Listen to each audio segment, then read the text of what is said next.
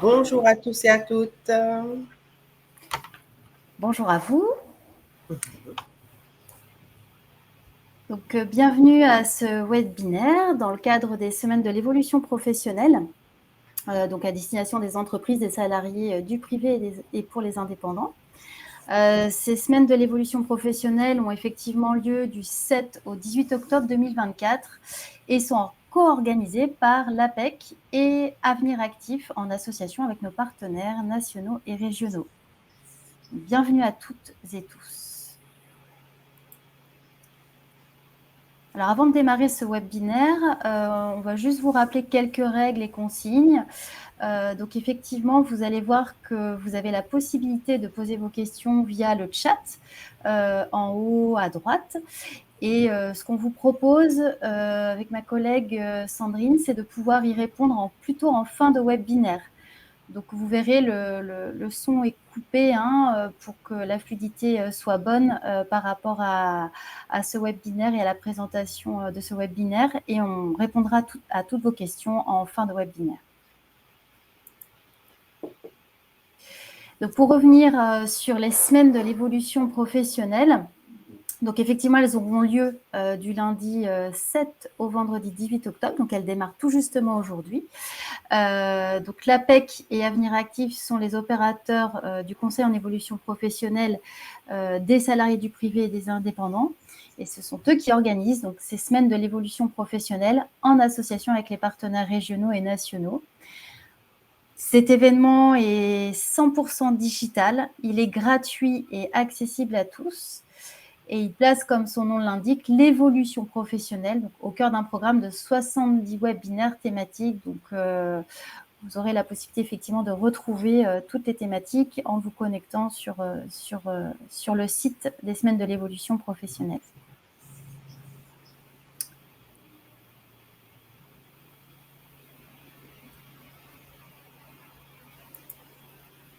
Donc, on va se présenter.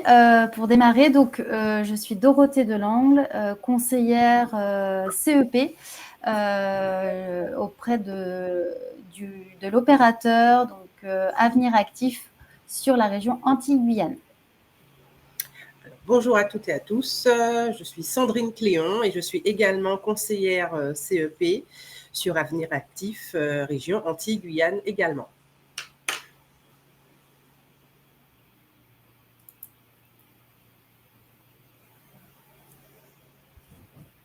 Alors, nous allons voir comment un petit peu réfléchir sur améliorer la qualité de vie et des conditions de travail grâce au conseil en évolution professionnelle. Donc là, vous avez un petit peu le programme que nous allons visionner aujourd'hui.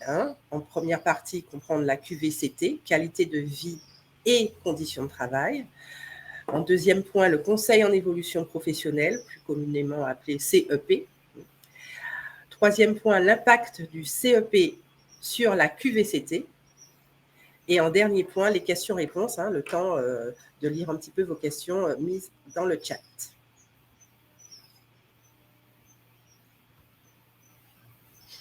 Alors, comprendre la QVCT, qualité de vie et conditions de travail. Donc, c'est une thématique qui peut être abordée en prenant en compte plusieurs axes.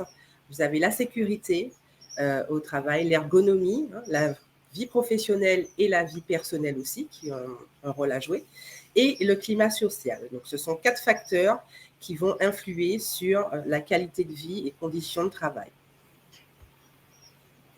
Alors là, vous avez des indicateurs de mesure. Donc, il y a des études qui ont été faites. Et afin d'avoir justement, je dirais, un retour sur la qualité de vie et conditions de travail, ce qu'en pensent les salariés, de manière générale, vous avez la possibilité d'avoir comme indicateur le taux d'absentéisme au travail, la satisfaction des employés. Donc, ça, ce sont des enquêtes clairement qui sont faites à destination des employés. Le taux de rotation du personnel, ce qu'on appelle communément le turnover dans une entreprise, et également les résultats des enquêtes de climat social. Donc, tous ces indicateurs vous permettent d'avoir des informations sur la qualité de vie et conditions de travail au sein d'une entreprise. D'accord ? Donc, vous avez les 3 diagrammes sur la gauche et on voit très bien que la sécurité, l'ergonomie et le climat social ont clairement un impact sur la productivité au sein d'une entreprise, par exemple.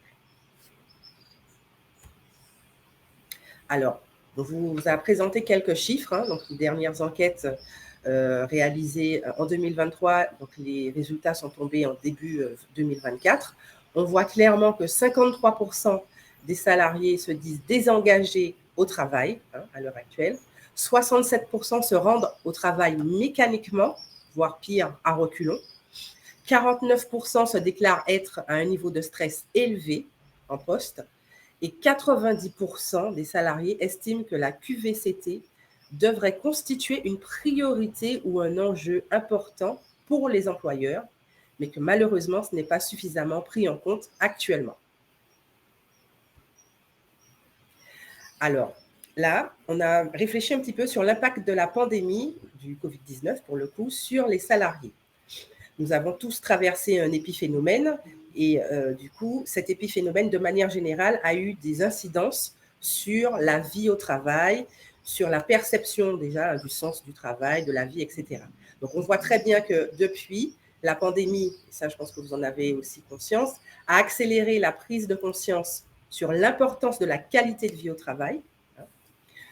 Il y a eu une adoption massive du télétravail dans beaucoup d'entreprises et de nouvelles formes de travail hybride aussi, hein, un petit peu. Et on remarque également qu'il y a un besoin accru de soutien psychologique et professionnel pour faire face à l'incertitude. Donc ça, c'est un constat qui a été établi depuis la pandémie. Donc les conditions de travail, pour le coup, les opportunités d'évolution professionnelle, ce sont maintenant des facteurs clés d'attraction pour les candidats potentiels. Un chef d'entreprise qui souhaite être compétitif, il souhaite retenir ses salariés, hein, il a tout intérêt à travailler sur la qualité de vie au travail, parce que c'est quelque chose qui est vraiment recherché par du coup, les salariés en devenir. Hein.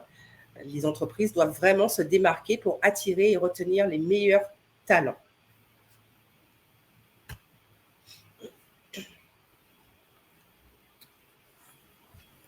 Alors, maintenant, le conseil en évolution professionnelle. Je passe la parole à ma collègue. Merci Sandrine. Donc on va resituer effectivement la place que peut avoir le conseil en évolution professionnelle dans effectivement le cadre de la qualité de vie au travail, et on va voir comment il peut participer justement à cette qualité de vie au travail. Alors, le conseil en évolution professionnelle, donc qu'est-ce que c'est ? C'est donc un processus d'appui et donc un accompagnement à tous, que vous soyez salariés et indépendants, pour vous permettre de faire le point sur votre situation professionnelle et, en fonction du besoin, donc le cas échéant, pouvoir vous aider, vous accompagner sur l'élaboration, la formalisation et pouvoir mettre en œuvre une stratégie visant l'évolution professionnelle. Quel que soit votre projet, l'idée, c'est de pouvoir vous accompagner dans cette évolution professionnelle. C'est un service qui est gratuit, confidentiel et neutre, et qui se veut accessible à tous. Dans le cadre de l'accompagnement qu'on peut vous proposer, on est vraiment sur un service bienveillant et impartial, qui vise vraiment à vous permettre, en dehors de votre lieu de travail, de votre structure ou de votre entreprise, et bien d'avoir cet espace d'écoute neutre et confidentiel. Donc, on insiste bien sur cet axe-là, puisque voilà, c'est un service qui permet réellement de pouvoir avoir un accompagnement gratuit en dehors de l'entreprise ou de la structure dans laquelle vous exercez. Pour qui et par qui ? Donc, effectivement, en fonction de votre situation professionnelle ou situation active, vous avez différents opérateurs du conseil en évolution professionnelle dédiés. Pour les salariés et les indépendants, c'est bien Avenir Actif qui délivre ce conseil en évolution professionnelle. Pour les cadres, l'opérateur du conseil en évolution professionnelle est l'APEC. Pour les demandeurs d'emploi, c'est France Travail. Pour les moins de 26 ans, ce sont les missions locales. Et pour les personnes en situation de handicap, l'opérateur qui délivre le conseil en évolution professionnelle est le Cap Emploi. Vous voyez, en fonction de votre situation professionnelle, votre situation en termes d'âge également, vous avez un opérateur dédié qui délivre ce service qui est gratuit. Alors, quel est l'objectif du conseil en évolution professionnelle? Donc, comme on l'a dit au départ, le CEP accompagne dans l'élaboration, la formalisation et la mise en œuvre d'une stratégie qui peut, selon la situation, viser, on va dire, divers champs, diverses raisons, puisque finalement, vous pourriez solliciter le CEP, le conseil en évolution professionnelle, pour toutes les raisons que vous le souhaitez ou les besoins que vous auriez. Soit, évidemment, vous envisagez une évolution professionnelle et dans ce cas-là, vous pourriez solliciter le CEP. Soit, par exemple, vous envisagez un développement de vos compétences, vous pouvez également nous solliciter. Vous envisagez ou vous réfléchissez à la reconversion ou la transition professionnelle, vous envisagez de changer de métier, vous pouvez tout à fait nous solliciter dans ce cadre-là. Vous avez l'idée de reprendre ou de créer votre propre activité, vous pouvez également nous solliciter. Vous souhaitez avoir des informations sur ce qui concerne la certification professionnelle, l'offre de formation. Vous pouvez aussi nous solliciter pour être accompagné dans cette recherche. Ou, par exemple, vous envisagez une mobilité à l'interne ou externe à votre entreprise ou votre structure où vous exercez, eh bien, vous pouvez faire appel au CEP. Pour différentes raisons et je dirais tous les motifs, vous pouvez nous solliciter. Alors, comme je disais, comme on disait tout à l'heure, il y a des questions dans le chat, on y répondra vraiment plutôt à la fin. Alors, comment s'organise le conseil en évolution professionnelle? Donc, c'est un conseil individualisé et personnalisé qui se veut adapté à votre situation. Il a pour but de vous permettre d'exprimer votre demande et votre besoin. C'est pour ça qu'en général, il y a toujours un entretien en premier lieu qui vise à faire le point, un état des lieux de votre situation avec vous et vous donner un premier degré de conseil. Donc, accéder à un premier niveau d'information sur les métiers, l'offre de formation, l'environnement professionnel dans lequel vous êtes ou celui que vous envisagez. Et pourquoi pas avoir aussi une information sur les dispositifs de financement. En fait, en fonction du besoin, on va adapter ce premier niveau d'information par rapport à votre demande. Lors de ce premier rendez-vous, l'idée sera aussi d'identifier avec vous les démarches possibles et l'éventuelle suite à donner par rapport à votre projet ou votre situation. L'idée également, c'est de vous proposer un accompagnement personnalisé qui vous permettra donc d'accéder à toute information utile à l'élaboration et à l'analyse de la faisabilité du projet, en vous donnant différentes pistes possibles pour que vous ayez une vraie visibilité sur les options envisageables par rapport à votre projet et votre situation professionnelle.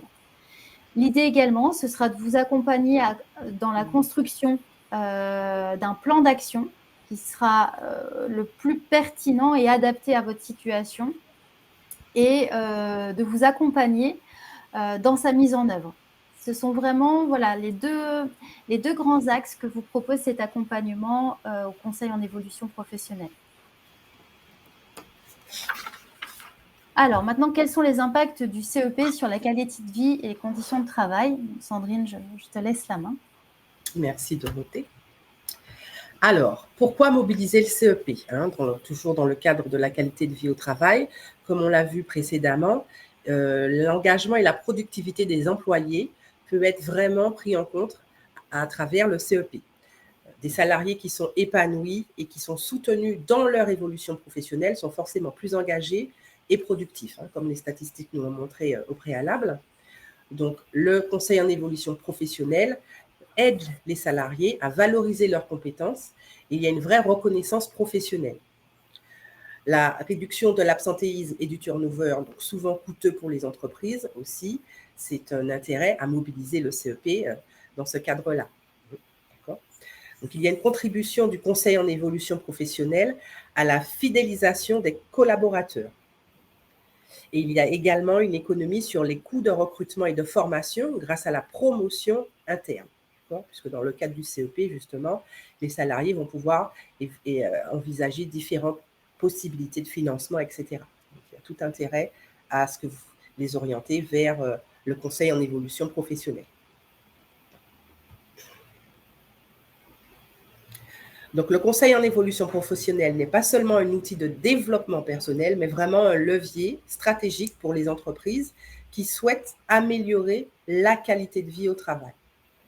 En investissant dans le conseil en évolution professionnelle, ces entreprises démontrent leur engagement envers le bien-être de leurs employés et leur développement professionnel. Donc, la question maintenant, c'est comment accompagner vos salariés vers ce CEP.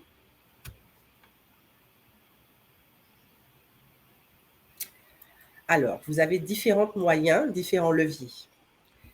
La sensibilisation et la communication en interne. Donc, informer les salariés sur l'existence et les bénéfices du conseil en évolution professionnelle. Donc, par voie de mail, ces informations, mais en tout cas, il y a un canal d'information en interne, descendant, à mobiliser. Les managers et les DRH aussi, il y a un levier à mobiliser par là. L'accompagnement et le soutien des salariés dans la démarche du CEP, ils peuvent être un vrai relais à ce niveau-là. Le suivi des projets professionnels et des ajustements nécessaires. Dans le cadre de leur mission, pour le coup, ils ont la possibilité justement d'en discuter et puis de faire le relais avec les perspectives d'évolution de leurs salariés. Et pour finir, la collaboration avec les différents acteurs du conseil en évolution professionnelle. Donc, il y a des partenariats qui sont possibles avec Avenir Actif, France Travail, la PEC en fonction du coup, des situations. Et des réunions, par exemple, de ces partenaires peuvent être aussi amenées en interne.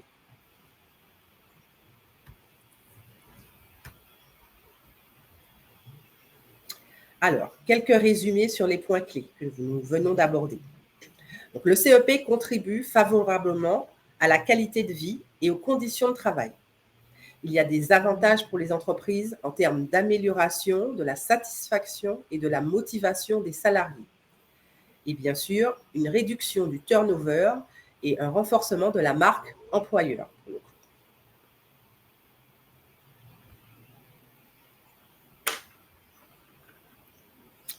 Alors, nous allons prendre le temps maintenant d'analyser vos questions et éventuellement d'y répondre en faisant un petit point sur le chat. Alors on va remonter, effectivement.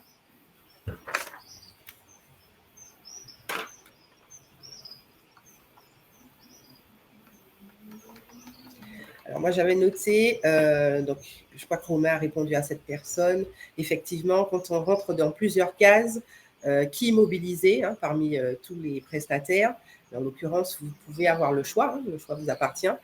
Dans la question, c'était quelqu'un qui était cadre et qui avait un handicap. Donc, effectivement, comme il a très bien notifié, si le handicap est un frein, peut-être plus passer par Cap Emploi, mais ça peut être également la PEC. Donc, les leviers vous appartiennent. Après, la seule chose, c'est qu'effectivement, quand vous choisissez de solliciter un des opérateurs, vous pourrez normalement faire appel qu'à un seul des opérateurs.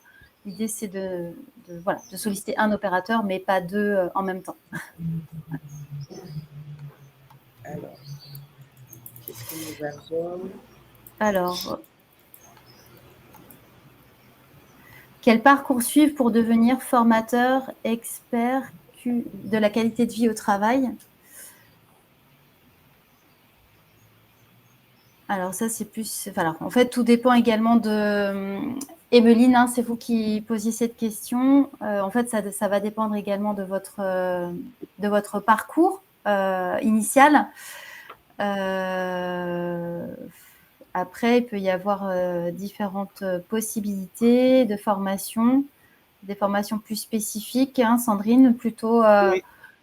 Psychologue du travail, ça peut déjà être une entrée aussi, pour pouvoir aborder cette thématique, parce que ça nécessite quand même d'avoir une formation de base, assez importante.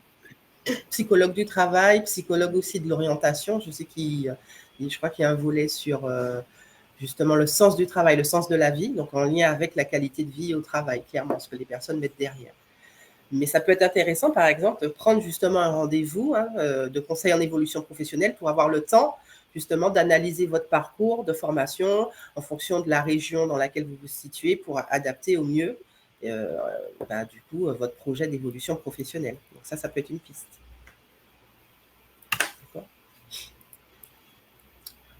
Alors, qu'est-ce que nous avons encore? J'ai vu une question sur la VAE. Il y a quelqu'un qui demandait aussi, est-ce que la VAE, c'est une certification professionnelle? Alors, la VAE, c'est un dispositif qui vous permet de valider des acquis de l'expérience. Donc, à travers du coup, ce dispositif, vous avez la possibilité de valider une certification. Mais la VAE en elle-même n'est pas une certification. Donc, si vous avez une expérience professionnelle plutôt que de partir en formation, vous souhaitez valider, obtenir une certification, la VAE peut être un processus pour vous permettre d'obtenir cette qualification ou cette certification.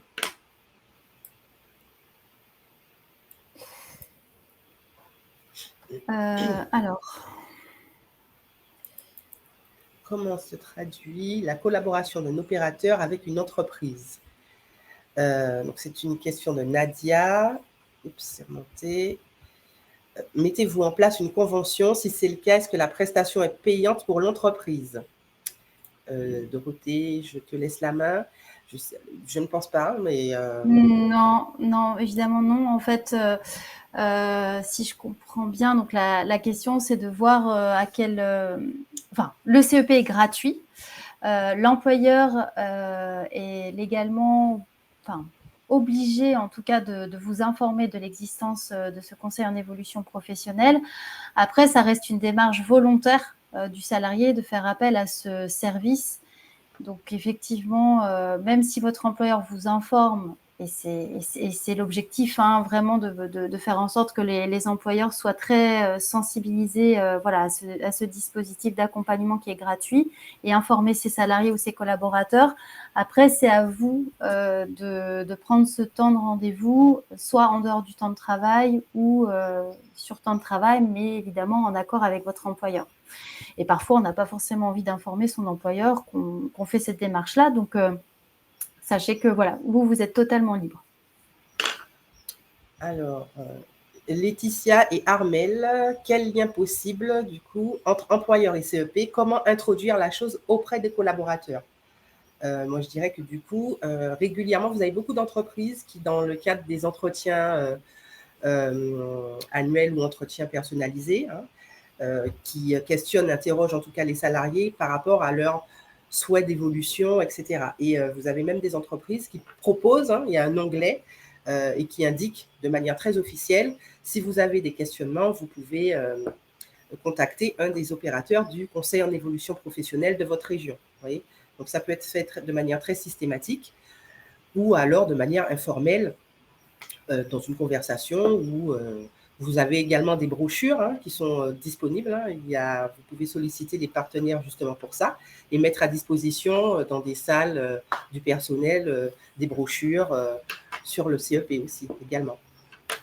Et après, le CEP peut être abordé aussi sur, par exemple, des réunions d'équipe ou d'information. Par exemple, si une entreprise envisage d'informer ses salariés sur un dispositif d'aide au financement de la formation, par exemple, ça peut être aussi l'idée de faire intervenir voilà, un conseiller ou un chargé de promotion du CEP au sein de l'entreprise pour faire une réunion d'information collective et informer, par exemple, de comment on peut accompagner les salariés.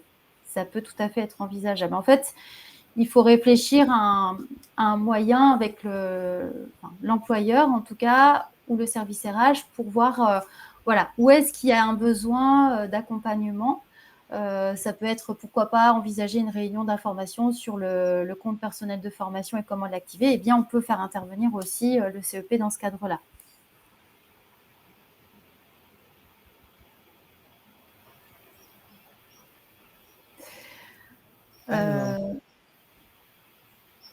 Est-ce que pour un salarié nouvellement recruté qui a besoin de support dans sa prise de poste, attendez, ça a sauté, ouais. comment l'APEC peut l'accompagner? Alors, je n'ai pas très bien compris la question. Alors, c'est Armel. Est-ce que pour un salarié nouvellement recruté qui a besoin d'un support dans sa prise de poste, comment l'APEC peut l'accompagner? Par exemple, là, pour le coup, ça pourrait être peut-être revoir en fonction de la fiche de poste, aider le salarié dans sa prise de poste à faire un point sur ses compétences et celles qui sont attendues par rapport aux missions du poste. Je ne sais pas si on a bien saisi. En tout cas, si la question, c'est de rassurer la personne par rapport à sa prise de poste et sa fiche, enfin, sa mission, ça peut être voilà, déjà la prise de recul, hein, l'aider à prendre du recul et être accompagné en tout cas sur son démarrage par des échanges réguliers. Ça peut être aussi cette possibilité-là.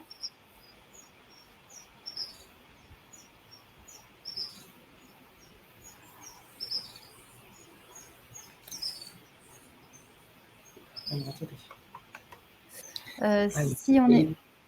Ouais. Ouais, ça saute à chaque fois le chat, c'est pas évident. Alors, si on est cadre, par exemple, CEP égale APEC, dans ce cas, pourquoi parler du CEP? Ce n'est pas clair pour moi s'il y a une différence entre les deux, si le CEP apporte quelque chose de plus. Alors, en fait, si vous êtes cadre, simplement, l'opérateur dédié pour vous accompagner, c'est plutôt l'APEC.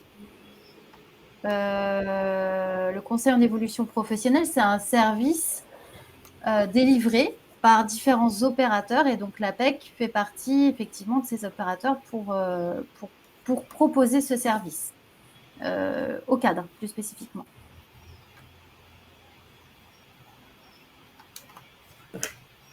Alors, Justine, bonjour. Faut-il une personne dédiée à la QVT en entreprise type start-up? Alors, faut-il? Je dirais que c'est à la discrétion de l'employeur. Ce n'est pas une obligation, mais dans le cadre d'une start-up, pourquoi pas, hein? Ça peut être une bonne innovation. La liberté. Après, ouais. Et puis, c'est une question de moyens également. Qui dit start-up, après, il faut voir si effectivement l'entreprise est suffisamment, enfin voilà, a suffisamment de moyens pour pouvoir faire intervenir quelqu'un, voilà, un spécialiste en QVT.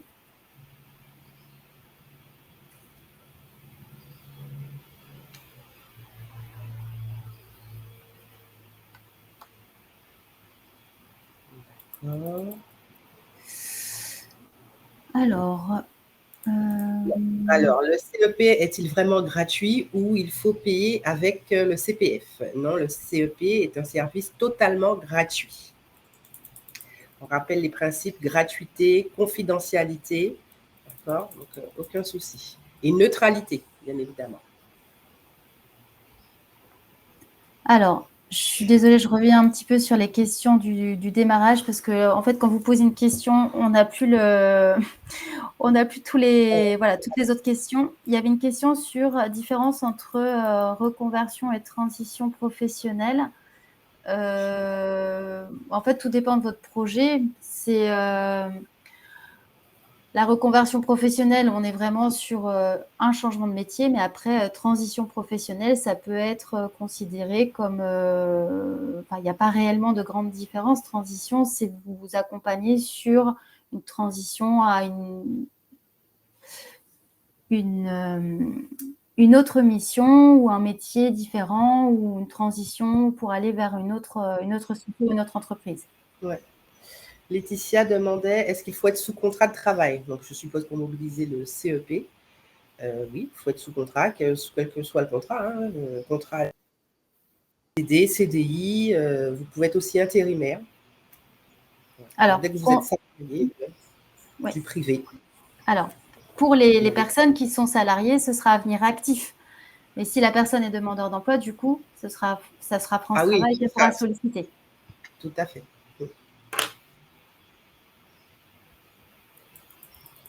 Alors,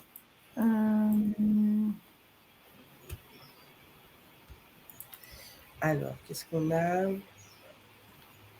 Véronique qui pose la question, dans mon entretien professionnel, il y a la question, avez-vous déjà sollicité votre CEP, conseil en évolution professionnelle?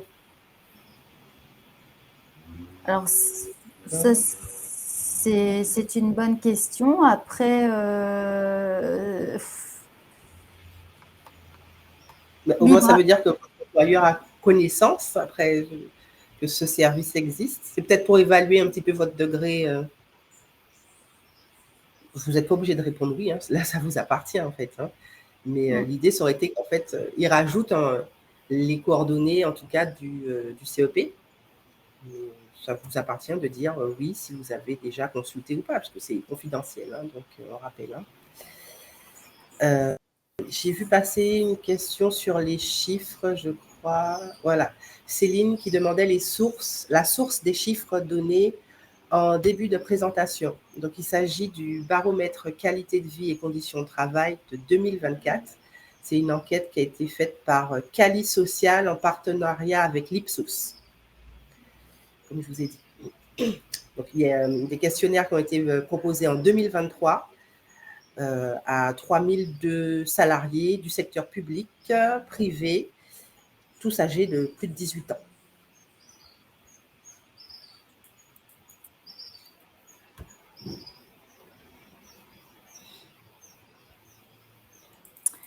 Alors, bon, il y a beaucoup de questions sur voilà, CEP employeur.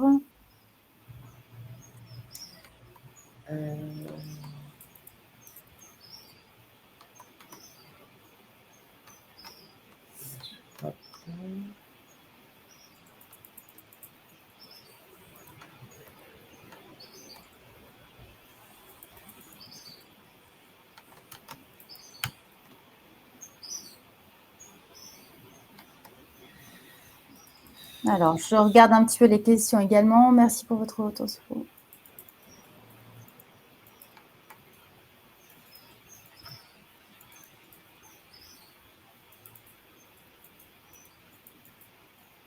Alors, Armel qui demandait, auriez-vous un support de présentation pour que l'employeur puisse présenter le CEP à ses collaborateurs?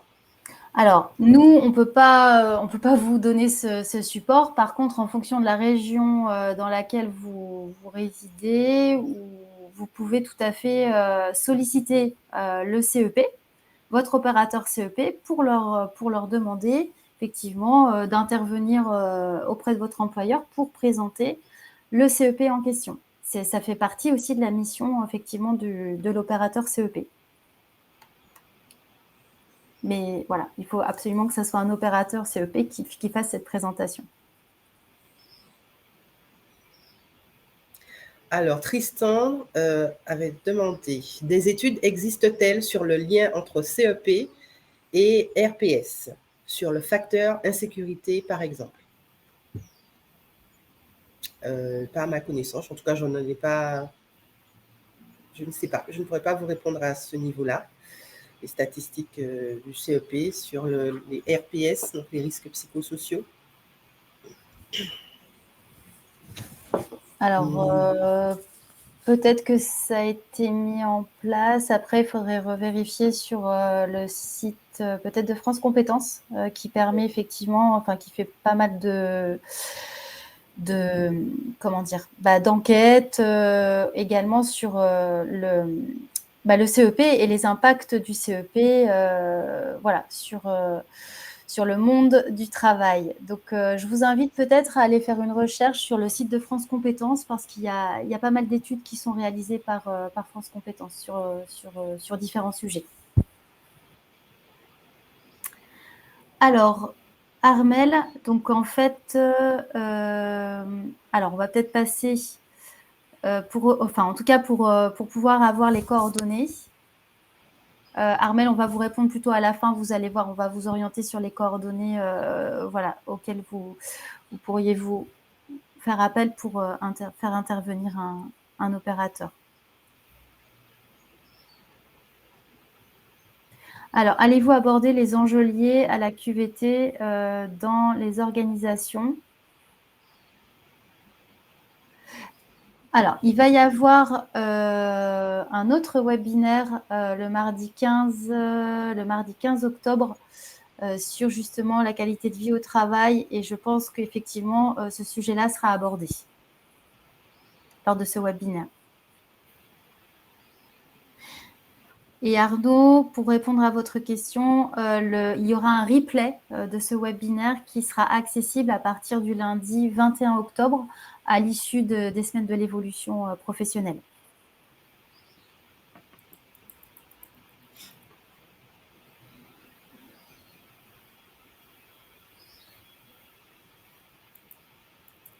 Voilà, pas aujourd'hui.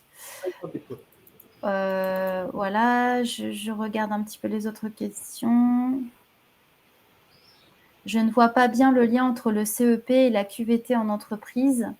Séverine, alors c'est ce qu'on a essayé d'expliquer justement via ce webinaire.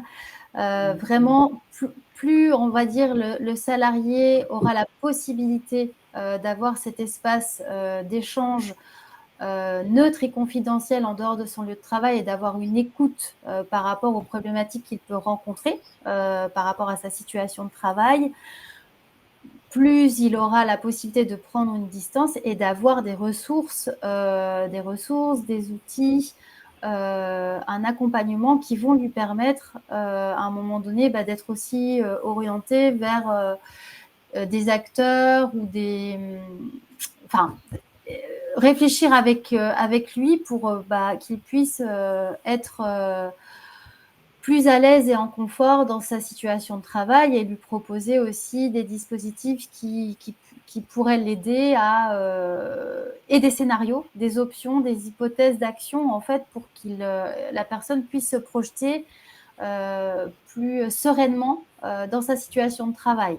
Qu'il s'agisse d'un choix de rester dans l'entreprise ou la structure, ou bien peut-être voir comment il pourrait envisager un départ. En tout cas, l'idée, c'est de s'adapter. Ce service vise à vraiment s'adapter aux besoins de la personne. Et il y a vraiment un lien à faire entre la qualité de vie au travail et le CEP, puisqu'on est...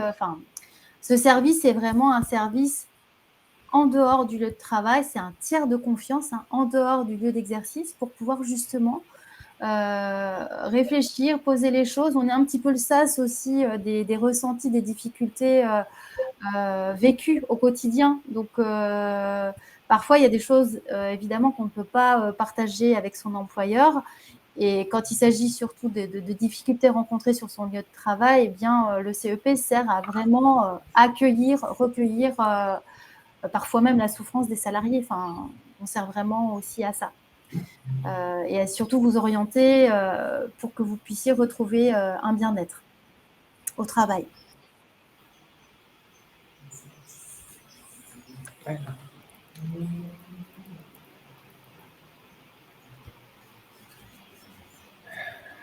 Alors, quand je demande une formation à France Travail, mon conseiller m'indique que France Travail ayant un budget limité, les financements de formation sont généralement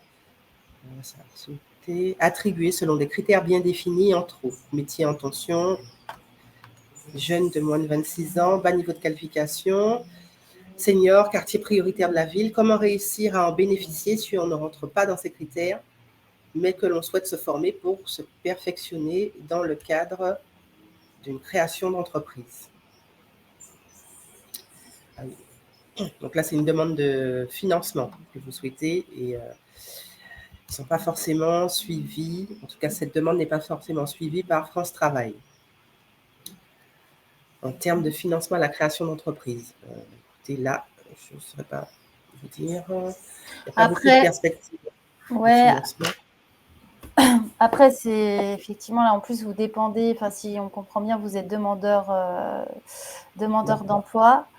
Après, si les réponses de votre conseiller ne vous satisfont pas, parce que c'est quand même lui qui est censé vous accompagner sur ce service, vous pouvez aussi faire appel à un médiateur pour avoir plus de précision parce que là, effectivement, vous évoquez beaucoup de critères qui sont censés... Après, il faut savoir que les budgets France Travail sont aussi en réduction de toutes parts.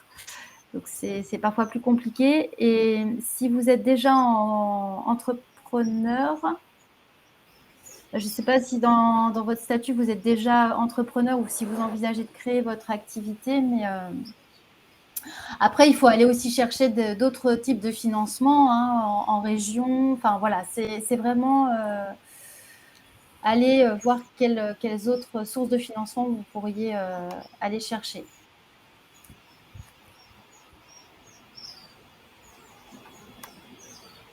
Alors, ouais, voilà, très bien Emma pour la réponse que vous avez faite. Pour les formations France Travail, il ne faut pas hésiter à réessayer en 2025 en début de budget. Parfois, ça marche, tout à fait d'accord. Ça, par contre, c'est effectivement, ça peut fonctionner.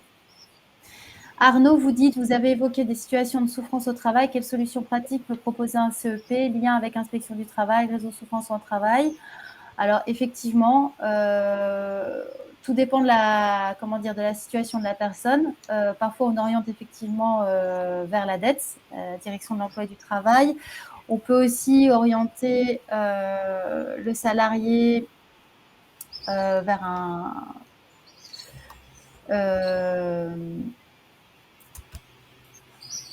en cas de souffrance au travail, nous, on est vraiment sur l'échange et l'accompagnement. Après, ça peut être aussi orienter le salarié vers un accompagnement plus psychologique également. Tout dépend de sa situation et de comment il est en vérité. La médecine du travail, ça peut être aussi réaliser un bilan de compétences pour être vraiment sur un accompagnement plus poussé et approfondi. Mais avant de rentrer dans une démarche de bilan de compétences, il faut déjà que le salarié puisse être accompagné, tout dépend de la situation, mais psychologiquement ou aussi via la médecine du travail pour déjà faire un état des lieux et être accompagné dans un premier lieu psychologiquement sur sa souffrance.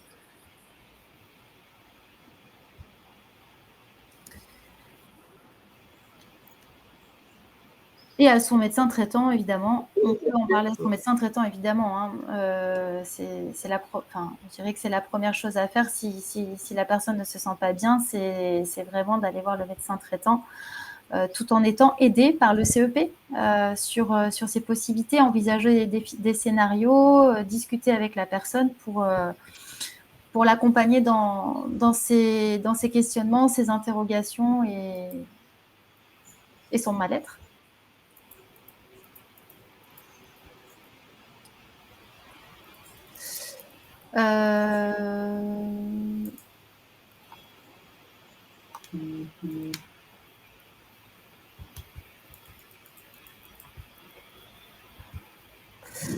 Après, pour les conditions de vie au travail,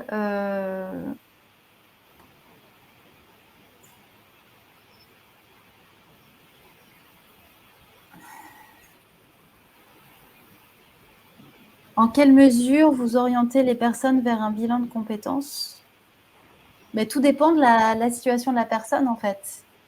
Emma, le bilan de compétences, tout dépend de la situation de la personne. Si la personne se sent totalement perdue sur sa projection professionnelle et qu'elle envisage, elle ne sait plus quoi envisager, ça peut être une étape dans l'accompagnement d'orienter la personne vers un bilan de compétences pour vraiment faire un point complet sur son parcours personnel, professionnel, pour aller explorer les possibles en termes d'orientation professionnelle. Mais avant cette démarche en bilan de compétences, si la personne est vraiment en mal-être, l'idée, c'est quand même d'être accompagnée dans un premier temps par son médecin et ensuite soit par un psychologue du travail ou un psychologue clinicien. Enfin, voilà, il y a peut-être tout dépend de la situation de la personne. Alors, on va vous donner ensuite les coordonnées du CEP, puisque ça a été demandé à plusieurs reprises.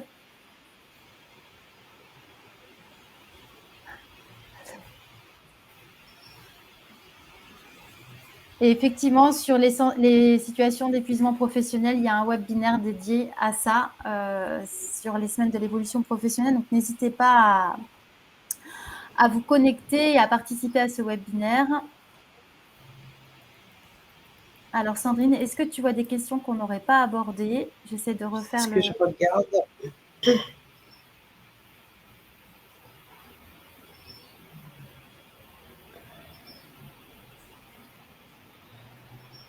Alors, Erika, vous avez déjà fait un bilan de compétences avec en théorie prise en compte de handicap, mais non concluant. Quelle solution envisager? Peut-être que là, ça serait de revenir vers revenir sur en prenant un rendez-vous avec un conseiller en évolution professionnelle qui pourra peut-être vous aider par rapport au travail que vous avez déjà effectué en bilan de compétences, sur les pistes éventuellement abordées lors de ce bilan de compétences pour approfondir avec vous, ou alors refaire un bilan de compétences avec un autre organisme, mais ça se discute en rendez-vous CEP en fait. Pour revoir, si vous voulez, quel a été le déroulé du bilan de compétences, la méthodologie, l'approche, voilà, pour voir quels ont été les points qui n'ont pas fonctionné lors de cet accompagnement. Alors, Séverine, dernière question rajoutée. Le CEP peut-il faire une intervention présentation en entreprise? Donc oui, ça a déjà été évoqué, en effet. Il faut se rapprocher du partenaire. Hein. Ouais. On va vous donner justement dans un petit moment les coordonnées. Donc, dans votre région, vous prenez contact avec le partenaire du secteur pour mettre en place justement le partenariat. Voilà, quand vous appellerez le numéro de la plateforme qui correspond en tout cas à votre opérateur, vous pouvez totalement indiquer que vous souhaiteriez faire intervenir un référent CEP pour pouvoir faire une réunion d'information collective auprès de votre structure ou de votre employeur.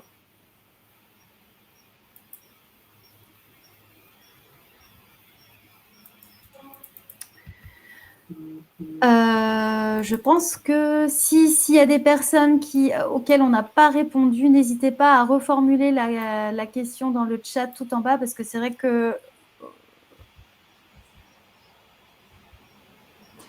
Ludivine, il faudrait tout révolutionner dans le monde du salariat. Déjà, s'il y a une bonne prise en compte de la qualité de vie au travail, c'est déjà une grande étape.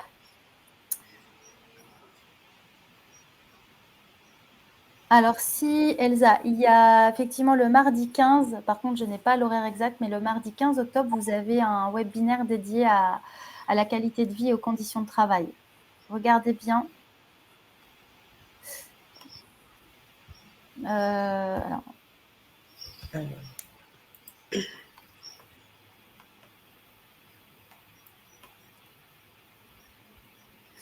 Ok, donc si vous le voulez bien, on va peut-être poursuivre, voilà, pour vous donner les coordonnées. S'il y a des questions encore, on y répondra, n'hésitez pas. Donc effectivement, pour prendre un rendez-vous avec un conseiller en évolution professionnelle, on vous invite via notre site internet moncep.org à aller dans la rubrique « Je trouve mon conseiller ». Et effectivement, ici, voyez, vous pourrez indiquer votre situation professionnelle, et en fonction de votre situation professionnelle, vous serez orienté, et de votre localisation évidemment, en fonction de la ville où vous habitez, vous résidez, vous serez orienté vers l'opérateur pour prendre un premier rendez-vous. Voilà, donc via un numéro de plateforme, ou un numéro de fixe, ou bien même un canal web, voilà, pour pouvoir prendre rendez-vous.